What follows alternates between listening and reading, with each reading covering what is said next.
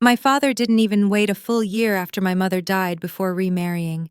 I remember standing in the kitchen, the smell of her favorite tea still lingering in the cabinet, when he looked me in the eye and said, "Emily, it's time we all moved on." By we, he meant himself, and by moved on, he meant replacing her. I smiled. I nodded. I swallowed the acid in my throat and said nothing. When they married, I brought no gift. I wore black. And I stayed silent because in my purse was the last thing my mother ever gave me, the legal documents naming me the sole heir to her $33 million estate. She had hidden it from everyone but me. Not because she didn't trust them, because she knew them too well. At the reception, my new stepmother Olivia raised a glass and joked, "Well, Emily got her mother's looks, but I got the house." The guests laughed. My father laughed. I didn't. I pulled a single envelope from my bag, placed it on the gift table, and said loud and clear, "This is the only thing I brought today, the legal proof that this house, this land, and every penny you're standing on belong to me." The room went silent. Her face drained. My father's jaw twitched. I didn't blink. I'm Emily Carter. This isn't just a story about inheritance. It's a story about betrayal, power, and the quiet strength it takes to survive the people who claim to love you. Before I share my story, I want to know you are here with me. Just say, "listening" in the comments, or let me know where you are. I love hearing how far my story reach. Sometimes even the smallest connection can make a story feel heard. If my story touches, you don't forget to follow this channel. Your support means more than you know. Thank you. And now, here's my story. The ballroom at the Fairmont Olympic in downtown Seattle shimmered with golden light, every chandelier casting a soft glow over satin tablecloths, imported peonies, and crystal flutes filled with champagne. It was a wedding for the paper's lavish, orchestrated to perfection. But I wasn't the bride, or even the daughter of the bride. I was simply placed. At table 12, behind a monstrous flower arrangement that blocked my view of the altar completely. They said it was a mistake, but I knew better. Table 12 was near the back, nestled between a pillar and the bar filled with distant cousins of Olivia Whitaker, my soon-to-be stepmother. They chatted about golf in Scottsdale and real estate in Tahoe, and no one looked twice at me. That, of course, had been the point. It wasn't just a seating error, it was a message: you are not central to this family anymore.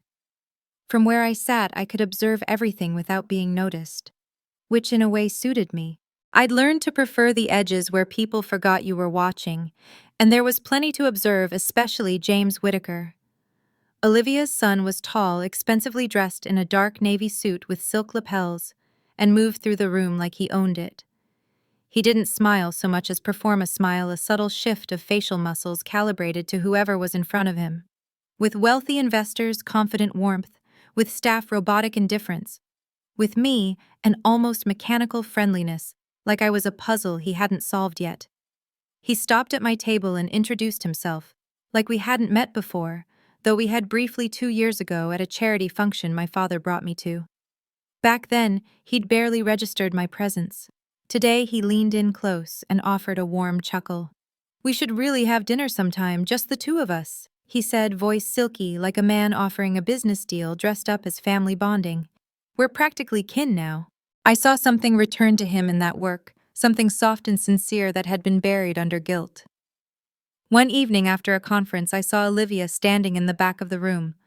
She didn't approach me right away. She waited until the crowd thinned, until the room was quiet. Then she walked forward, stopped in front of me, and extended her hand. There were no tears, no apologies, just a steady gaze, a nod. And in that moment, I understood she had lost more than just her son. She had lost the illusion. That night I returned home and went straight to the bedroom. I opened the safe at the back of my closet, the same one I had avoided for so long, the same one that once held my mother's warnings. Inside was her old journal. I had never read it. Not fully. On the final page, in her graceful handwriting, she had written, "If you're reading this, then maybe you finally understood why I left it all to you. Not for the money, but for the fight. Sa." I sat on the floor of my bedroom, the city lights flickering through the window, and I began writing. A memoir, a record, a warning, a declaration. I called it The Dragon's Legacy. Not because I was born to breathe fire, but because I learned when cornered how to stop hiding my flame. The foundation grew, the programs expanded, letters came in from across the country, women, men, families, children of the silenced. I stood often on my balcony, looking out at the Seattle skyline. The place where I once curled up and cried alone now belonged to something larger, something loud, something unshakable. I no longer feared shadows, no longer burned with anger. Only one promise remained in me now unspoken, but alive. I would never let truth be buried by those who smile while they stab. And sometimes when the wind swept across the city just right, I could almost hear her again.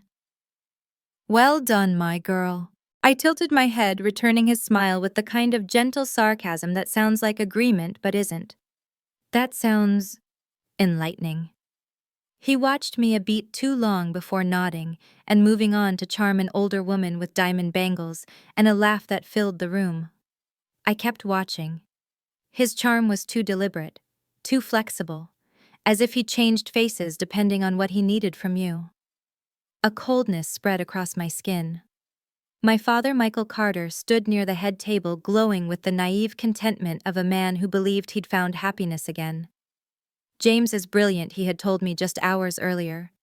He's helped Olivia stabilize her investments. He even offered to take a look at mine. Really cares about the family's financial security. I'd smiled, but it hadn't reached my eyes. Sounds generous. He didn't see the warning in my tone.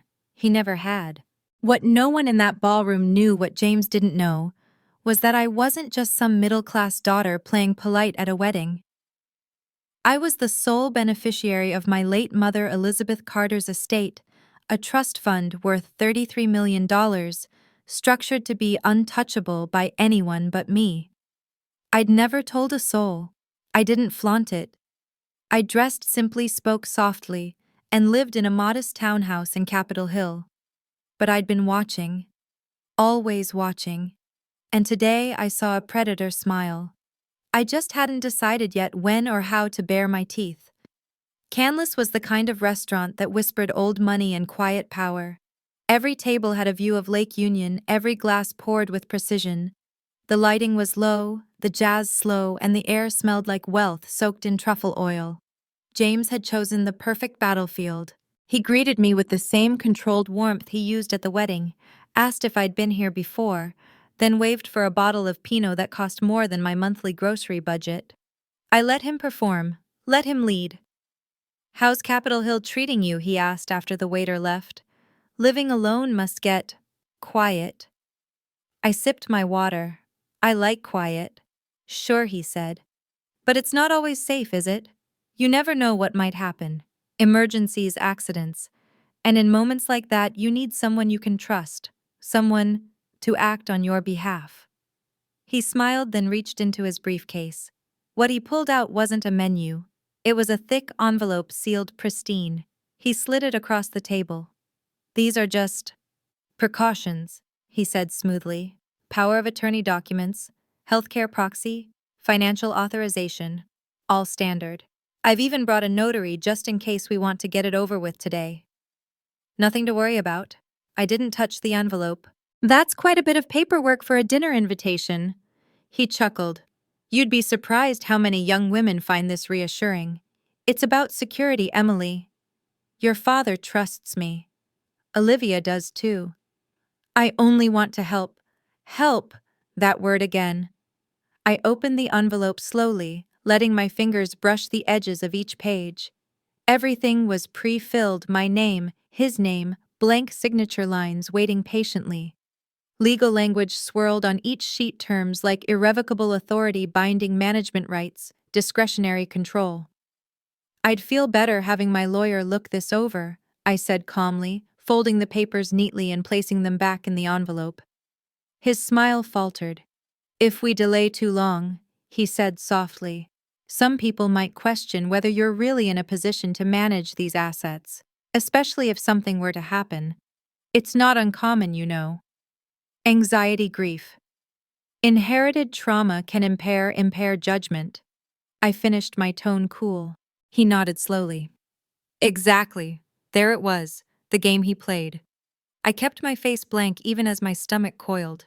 James had planned this meticulously. He thought I was isolated, unprotected, easily steered. But he'd made a miscalculation. I wasn't alone. I had Elizabeth's voice still echoing in my memory.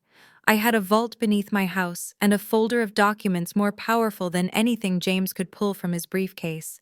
And most of all, I had time. Time to let him hang himself. He stood up after dessert, told me the notary would remain on standby just in case I changed my mind. I nodded politely and thanked him for dinner. But in my chest, I felt the slow awakening of something I hadn't let surface in years. Resolve. Cold, precise, and calculating. I watched him leave the restaurant, stepping into the glow of a waiting town car. He turned back just once, just enough to check if I was still watching. I was. And when he smiled again, I didn't return it. Because now I knew the shape of the monster I was up against. And monsters once unmasked don't go back into hiding. The next morning I couldn't sit still.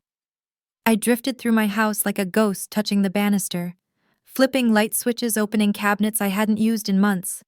But no matter how many things I rearranged, one image kept flashing in my head: that envelope of documents James slid across the table, and the eyes he had when I declined to sign them. Cold, calculating, momentarily exposed. I'd avoided the basement for a long time. It still smelled like the varnish my mother used to seal the floorboards, like dust and old memories. But that day, something pushed me down the stairs and toward the tall wine cabinet near the back. I knelt, hands shaking, and pulled it away from the wall, revealing the small safe hidden behind it. I hadn't touched it since the day of her funeral.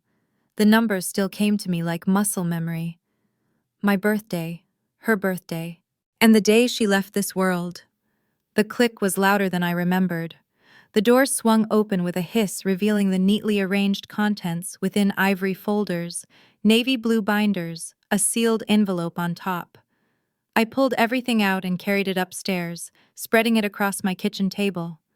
What I saw confirmed what I'd always known, and yet never wanted to admit to myself. My mother had been preparing for something like this all along. The trust portfolio was laid out in full. $33 million.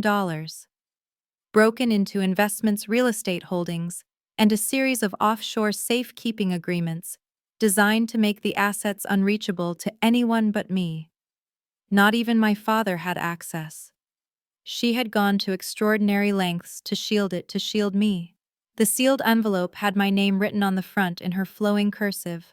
I opened it slowly, hands trembling. My Emily. It began. If you're reading this, I'm no longer by your side. But please know I never left you unprotected. There will come a time when someone your father trusts will try to convince you they know better. They may smile, they may offer to help, they may speak your language. Do not listen. You are more capable than they think, and I've made sure you have a way to fight back. If you sense danger, contact Laura Bennett immediately. She knows everything. She has my full trust. This money is not for luxury. It is not for comfort. It is your shield. Love, always, your mother. I sat there for a long time. I read the letter 3 times. The weight of it settled in my chest like armor I hadn't known I needed. That afternoon I called Laura Bennett. She answered on the second ring, and when I introduced myself, she didn't sound surprised. Elizabeth said you might come one day, she told me gently. I've been waiting. We met at her office the next morning. She was precise and calm, a woman who chose her words the way a surgeon chose scalpels. She reviewed the documents I brought and confirmed everything was authentic, secure, and unbreakable. No one, not even James, could touch the assets unless I willingly signed them away. When I mentioned his name, her expression sharpened. James Whittaker, she said slowly. He came up in a flagged investigation 5 years ago, disappeared before we could link him to a string of financial exploitation cases involving elderly women. He always used proxies, shell companies, and power of attorney paperwork. Textbook predator. She paused, then leaned in. Emily, if you want to stop him, I know someone who can help, but it would require you to play along. Pretend to trust him. Let him walk into his own trap. The room was quiet for a moment. My fingers tightened around the edge of my mother's letter. I nodded. Tell me what to do. Rain streaked the windows of Laura's downtown office, running down the glass like nervous tears. Outside, the city pulsed in shades of gray headlights, reflecting in puddles and smearing across the pavement. Inside, I sat across from Laura, clutching the letter I had read again that morning, trying to absorb my mother's strength through the ink. Across the room sat a woman with sharp eyes and a calm demeanor, Jessica Nguyen, federal prosecutor. She extended her hand and introduced herself with measured grace, then laid out the facts. James Whittaker has been under our radar for years, she said. He uses charm, social access, and legal tools to gain control of financial assets, especially from women with significant inheritances and minimal family support. She glanced at the folder on the table. He's changed names before, changed states. This time you're our strongest link. I swallowed hard. So what do you need from me? Jessica leaned forward. We'll wire your home. Cameras, microphones, full surveillance. You'll invite him over and act like you're reconsidering. He'll bring the documents. You let him talk. You don't sign anything. Once he incriminates himself verbally or through action, we move. The words felt surreal. I, who hated confrontation, who lived quietly on side streets and in muted tones, was being asked to bait a criminal into a trap. But I wasn't that quiet girl anymore. I picked up my phone. The call connected on the third ring. James, I said, letting my voice tremble just enough. I've been thinking about what you said, about needing someone I can trust. Maybe you're right. His voice came alive with smooth satisfaction. Of course I'm right. I'll come by Monday afternoon. Bring the paperwork. We'll go over everything. And the notary? I asked softly. She'll be with me, he said. I'll bring a bottle of Pinot too, to celebrate. When I hung up, my hand still tingled with the residue of his voice. It was like shaking hands with something venomous and soft-skinned. I stared out the window. Seattle looked half awake in the mist. I wondered how many people were walking through that fog, not knowing they were one phone call away from being erased. That night, while reviewing equipment instructions from the FBI tech team, a message pinged on my phone from an unknown number. Be careful. Don't let him see your real eyes. I stared at the screen. My heart paused. No one was supposed to know what we were doing, not even my father. I read it again, then deleted it. The next day, Jessica arrived at my house with 2 agents posing as electricians. They installed hidden cameras in light fixtures and planted microphones in air vents. One agent showed me how to tap the edge of my ring twice if I felt unsafe. Another programmed a silent alarm into my phone that would alert a team waiting 3 blocks away. As I watched them work, Laura sat beside me, reviewing one last detail. James used to work for an asset firm in Arizona, she said quietly. It was shut down for misappropriating funds. All the executives were indicted, except him. He disappeared 2 months before the arrests. The records show a legal name change shortly after. I nodded slowly. It all made sense now. His charm, his knowledge, his precision. He didn't just stumble into this game. He was raised in it. By Sunday night, my home looked normal again. My nerves didn't. Every movement felt rehearsed, every glance calculated. I didn't sleep. I sat at the kitchen table reading my mother's letter again, running my fingers over her words, remembering her voice. This money is your shield, she had written. It wasn't just about inheritance anymore. It was about identity, about being the daughter of a woman who had seen danger before it arrived, about refusing to be rewritten as a victim in someone else's narrative. On Monday morning, I put on a soft gray sweater, one I knew James had once complimented. I braided my hair, added a touch of mascara, and sat down in front of the mirror. For a long time, I looked at my own reflection. Then I whispered, "Let's begin." The morning of the meeting, my house looked untouched, lived in safe. But every square foot of the living room had been carefully prepared. A small camera tucked behind the spine of a book on the shelf. Another disguised as a smoke detector near the ceiling. A microphone embedded inside the outlet next to the coffee table. Everything rehearsed. Everything silent. Down in the basement, a tactical unit waited quietly. They knew their cue. I knew mine. At exactly 3:00 p.m., James arrived. I watched from the window as he stepped out of a sleek black car, his gray suit immaculately pressed, his movements precise. He walked with that same performative confidence he always wore when he believed he was in control. Behind him trailed a woman in a navy skirt suit, holding a brown leather portfolio, his notary, I assumed. I opened the door and smiled gently, keeping my posture soft, my tone lighter than it felt inside. "Right on time. Always," he said, and kissed the air beside my cheek. His cologne was sharp, expensive, aggressive in its sweetness. Inside, he settled on the couch, spreading out his documents like a magician laying out cards. "These are the revised versions," he said. "Streamlined, clear, and with your best interest in mind." He gestured for the notary to sit in the corner, silent, her pen poised. Then he began to talk. His voice was steady, persuasive, full of calculated reassurances. He emphasized terms like comprehensive protection, streamlined authority, and asset safety. He spoke like a man who had said these words to dozens of women before, maybe more. I nodded along, feigning curiosity, occasionally asking vague questions. But then I leaned forward, pretending to squint at one paragraph.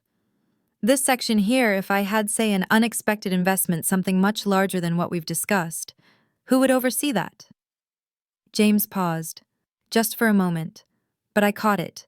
"If you disclose the full value," he said, smoothly recovering, "I could advise on diversifying it into a hedge structure. Make sure it's working for you." "That's what I do, Emily. I make things easier." I tilted my head. "I never told you how much I have, did I?" He smiled again. "You don't have to. I can guess." I let my gaze drop, then spoke just loud enough for the mic to catch. "It might be more than you think. More than 30 million, actually." His breath caught. Just the slightest hitch. He looked down at the papers and flipped to the last page. "Money's not important to me," he said, but his hand trembled faintly as he adjusted the document. "It's about keeping you safe." I could feel it shift, the tone, the energy. I wasn't a woman asking for help anymore. I was a prize, a target, a locked vault. He thought he was seconds from opening. He pulled out his phone and stepped aside for a moment, turning his back to me, but the microphone in the outlet still caught his voice. "She's ready. Have the accounts prepared.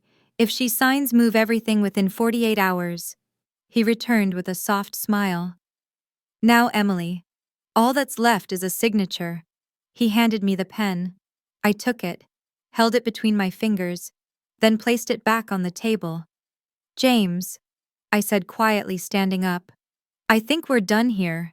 He frowned. "If you're unsure—" "No," I said, locking eyes with him. "What I mean is the game's over." A knock came from the hallway. Then the door opened. Agent stepped inside. Calm, efficient, undeniable.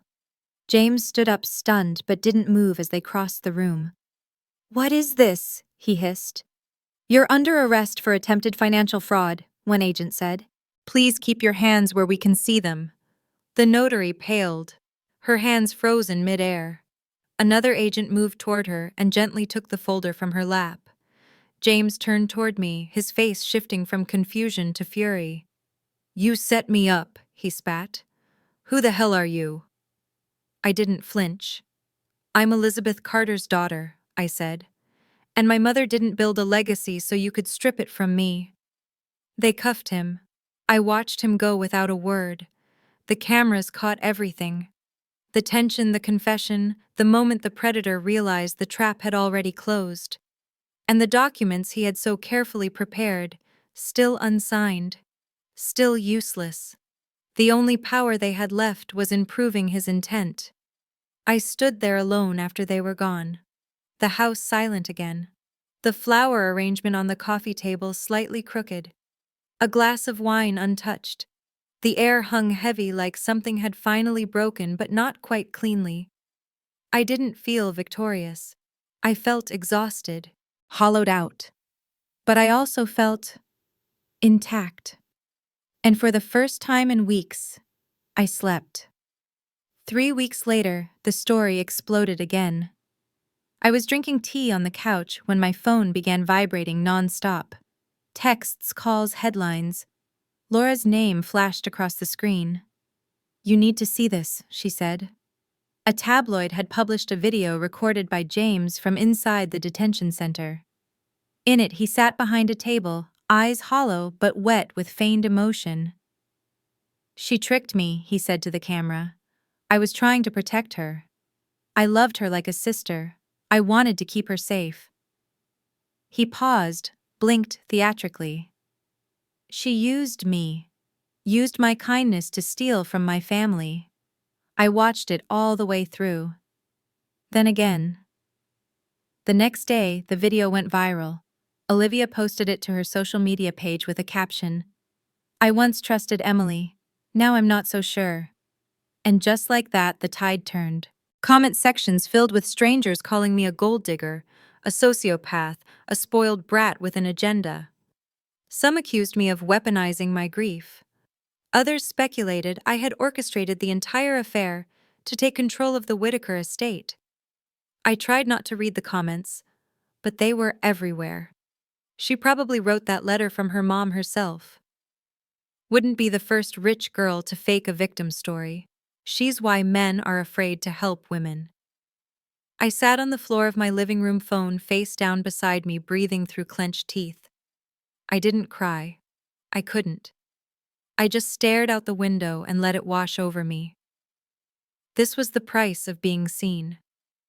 I called my father later that evening. He picked up, but his voice was quiet. "Dad," I said, "you've seen the video." "Yes. And I just want peace, Emily. Olivia's devastated. She thinks you set this all in motion. I don't want to fight anymore." I let the silence stretch, let the ache build behind my ribs. "You don't believe me," I said. "I don't know what to believe anymore." He hung up. That night, a manila envelope arrived at my door. No return address. Inside was a photocopy of a forged contract labeled Whitaker Asset Transfer Agreement.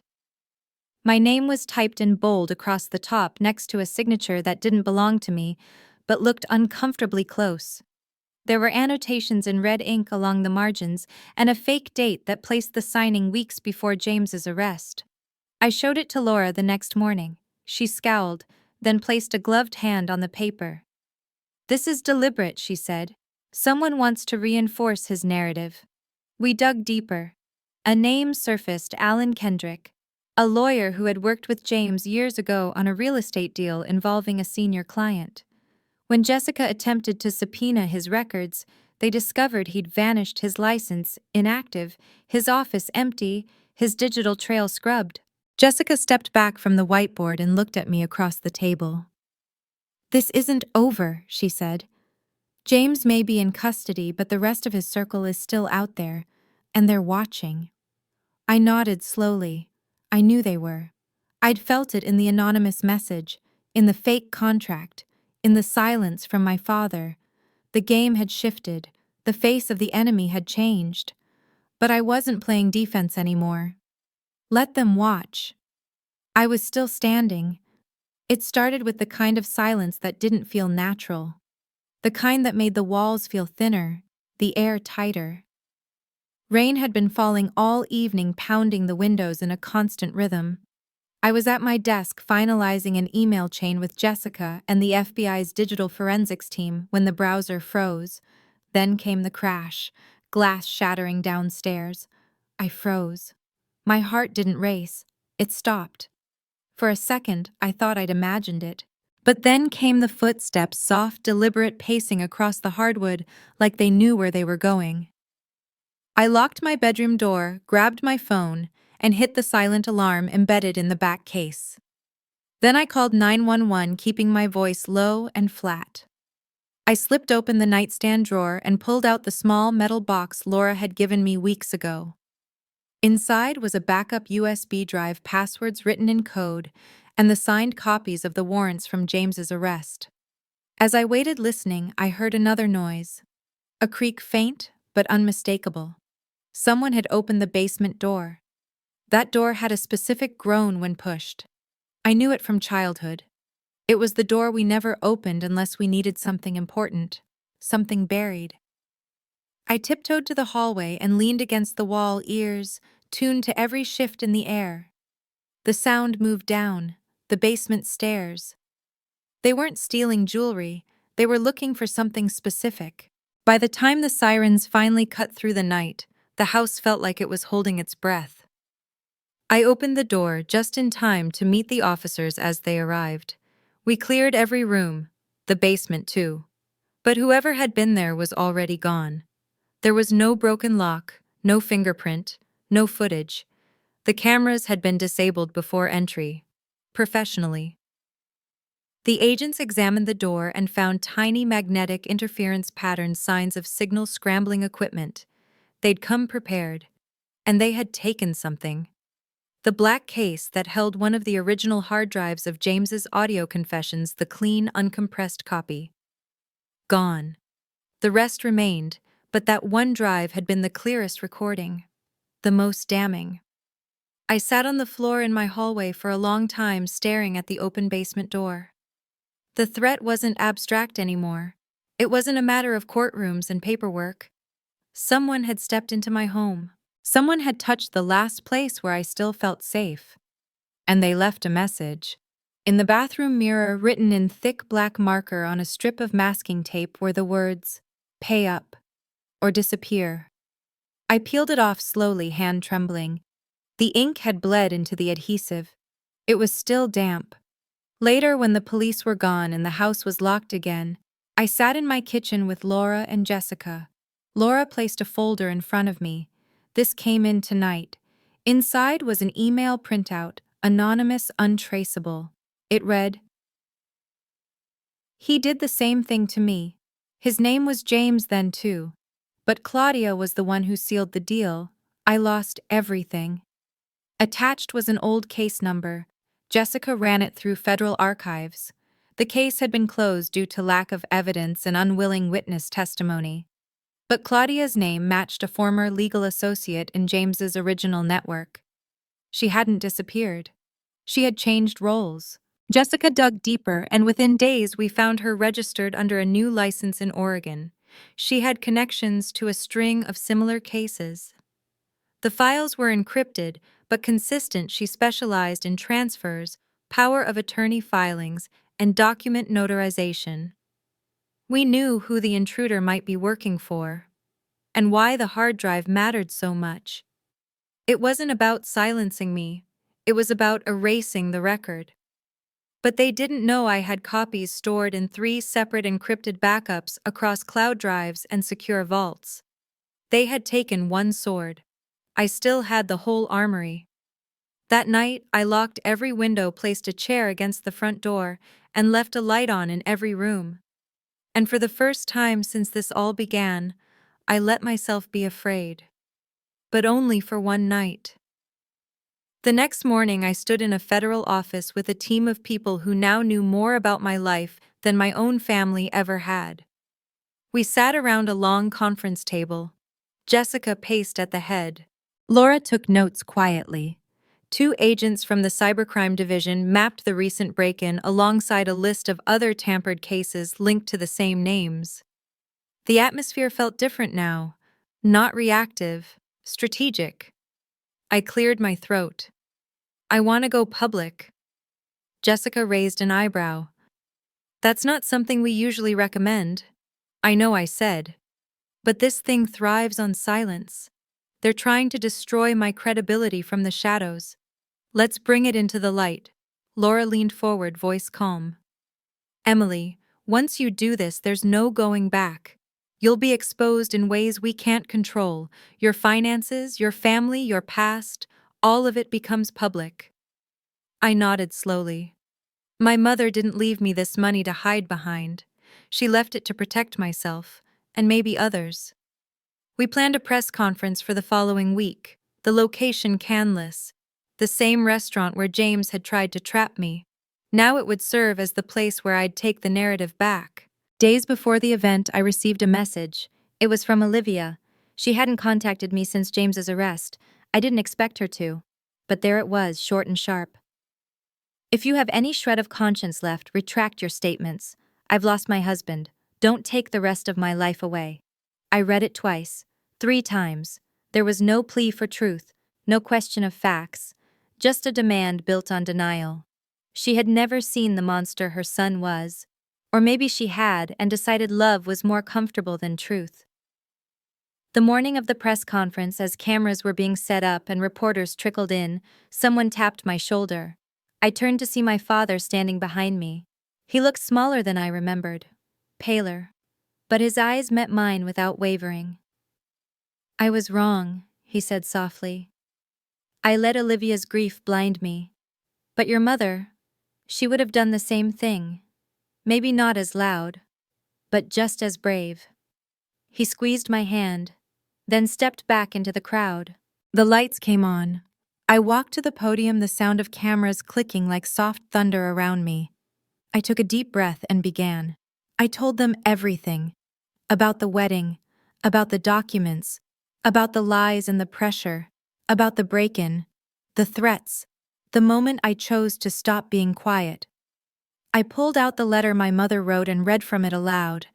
Then I announced the creation of the Elizabeth Carter Foundation, a nonprofit built to protect victims of financial fraud, especially those targeted by coercion, manipulation, and familial pressure. We would offer legal aid, mental health support, and education.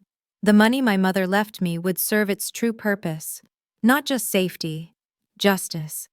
As I spoke, I saw faces in the crowd change, some skeptical, some moved, some scribbling furiously. But I didn't care what they thought. I only cared that it was finally said. After I stepped down, the applause didn't come immediately. It rolled in like a wave, uncertain at first, then firm, then loud. I walked past the same table where James had once smiled across a candle at me and told me I was vulnerable. Now I was bulletproof. When I stepped outside into the cool Seattle air, I looked up at the gray sky, and I whispered, "Mom, I've started." And I wasn't going to stop. 1 week after the press conference, I found myself in a sealed conference room at the Seattle FBI field office. The air was thick with anticipation. Files were stacked high around us, photos pinned to boards on the wall, lines of red thread connecting names, places, and dates like arteries in a diseased body. I sat beside Laura across from Jessica Nguyen and a team of federal investigators. The map of everything James and his accomplices had built was finally coming into view. Claudia, now in custody, had begun talking. She revealed the structure of the organization, a loosely coordinated network of financial predators who targeted women like me. Young, isolated, grieving, and in possession of assets they either didn't fully understand or had been raised to be quiet about.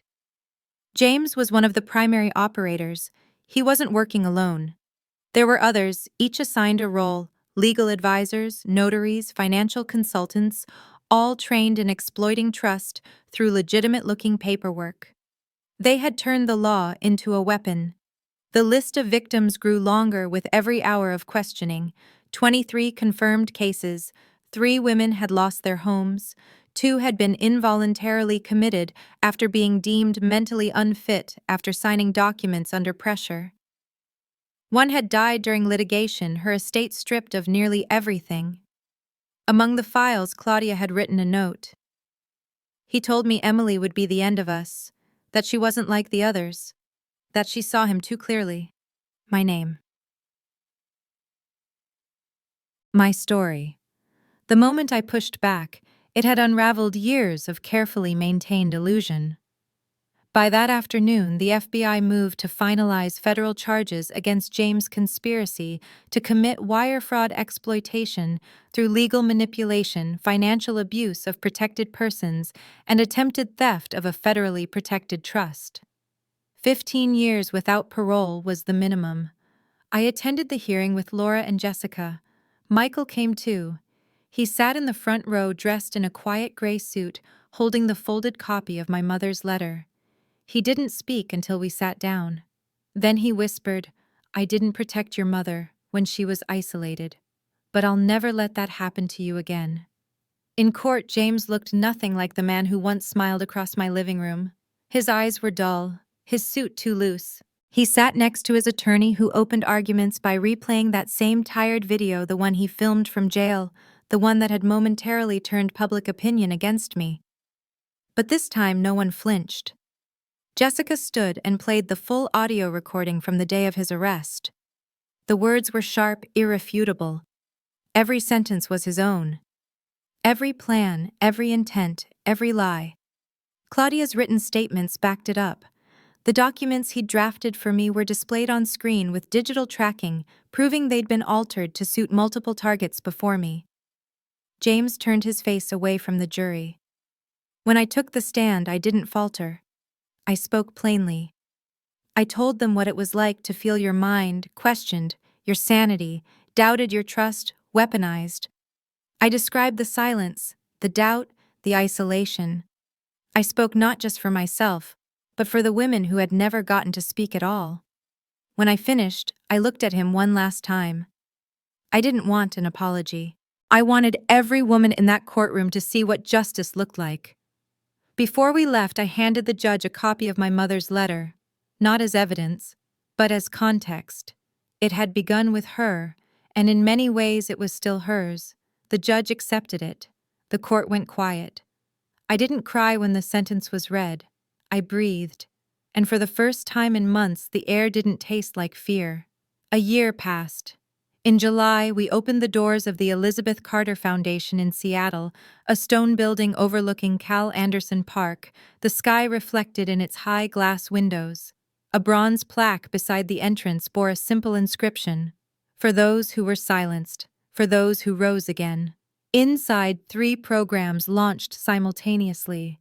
The first offered free legal services to individuals at risk of financial exploitation, especially those navigating grief and inheritance disputes.